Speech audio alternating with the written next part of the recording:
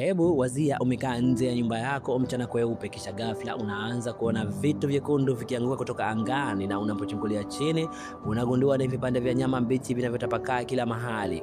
Mimi naitwa Ima Lava. Tukio hili ni la ajabu na la kweli lililotokea mnamo tarehe 3 Machi 1876 katika jimbo la Kentucky nchini Marekani, ambapo mwanamke mmoja aliyekuwa akitengeneza sabuni nje alishuhudia mvua ya nyama ikianguka kutoka kwenye anga la bluu ambalo alikuwa na wingu hata moja.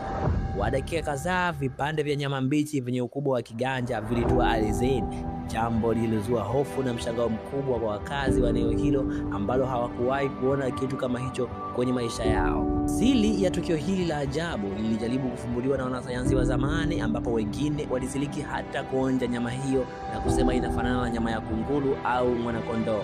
Mhusika mkuu wa fumbo hili inasemekana kuwa ni kundi kubwa la ndege aina ya tai waliokuwa wakiruka juu angani.